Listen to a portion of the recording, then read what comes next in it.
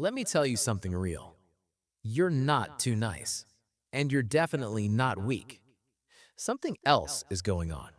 And once you see it, you're going to start looking at your entire life differently. Have you ever wanted to say no, but somehow yes came out instead? Have you ever apologized for something that wasn't even your fault, and then spent the rest of the day feeling off, annoyed at yourself, but not fully understanding why? If that's you, you need to hear this, because that's not your personality. That's your brain trying to keep you safe.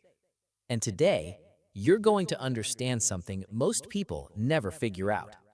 Stay with me. And before we go any further, I want you to ask yourself one honest question. Has there ever been someone in your life who suddenly pulled away? No fight, no explanation, just distance.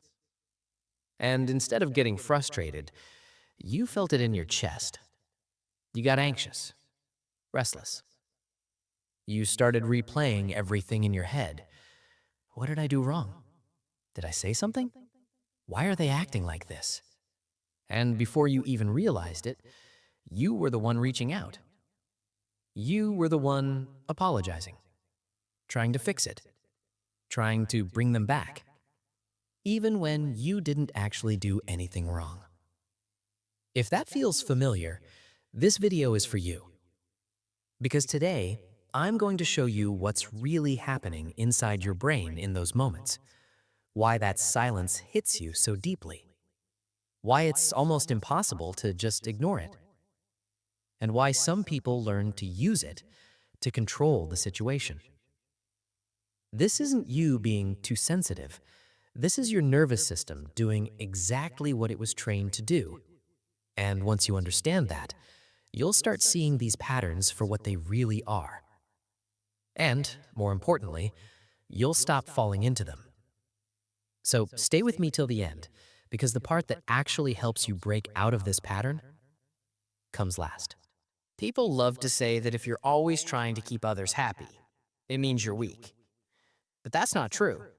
There's actually a psychological response behind it. It's called the fawn response. You've heard of fight or flight, right? When your brain senses danger, you either fight or you run. Some people know about freeze, where you just shut down. But there's a fourth one, and almost nobody talks about it. Fawn. It's what happens when someone gets upset, and you instantly shift into fixing mode. You shrink yourself. You agree. You apologize. You smooth things over. Whatever it takes to make the tension disappear. And the weird part? You do it before you even think. This didn't come from nowhere. This isn't just who you are. This is something you learned. At some point, probably when you were younger, your brain made a connection. Conflict equals danger. Keeping people happy equals safety. Maybe you grew up in a home where things could turn tense fast, so you learned how to read the room, how to adjust yourself, how to keep everything calm. Or maybe you were always told, "You're so easy, you're such a good kid." And without realizing it, you started believing that being easy to deal with was the reason you were loved. So your brain locked that in. Be what people need. Stay quiet. Don't take up space. And back then, it worked. It actually kept you safe. But here's the problem. Your brain never updated the program. Think about this. Your boss throws extra work on you last minute. Inside, you're thinking, "Are you serious right now?" But what do you say? "Yeah, no problem." And later, you're drained, irritated, and kind of mad at yourself. Or this. Someone says something that actually hurts you, but instead of speaking up, you make sure they're okay. You swallow it. You let it go. But deep down, you know it mattered. That right there, that's the fawn response. And here's the uncomfortable truth. Some people have figured this out about you. They know that if they apply a little pressure, a tone, a look, distance, you'll fold. And they rely on that. So what do? Understand this. You're not the problem. You're not too nice. Your nervous system just learned a survival strategy. Start noticing the moment it kicks in, that quick anxiety, that urge to fix everything. Pause, just for a second, and ask yourself, is this actually my responsibility? Practice small no's, not big confrontations, just simple, I can't do that. No long explanation, no over apologizing. At first, it's going to feel wrong. Your brain will tell you something bad is about to happen.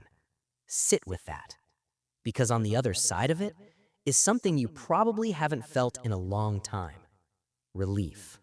Here's something most people don't say out loud. Some people in your life are only comfortable with you when you're shrinking yourself. The moment you start showing up differently, they won't like it. Because they didn't sign up for you. They signed up for what you do for them. And the ones who stay, those are your real people. I need you to hear this. You're not weak. You're not broken. You're someone who learned how to survive, and that takes strength. But surviving isn't the same as living, and you deserve to actually live, to take up space, to say what you mean, to have needs without apologizing for them. That version of you, it's still there. It just got quiet. Now it's time to let it speak again. If this hit you, send it to someone who needs to hear it and comment, I choose myself, because that's where it starts. I'll see you in the next one.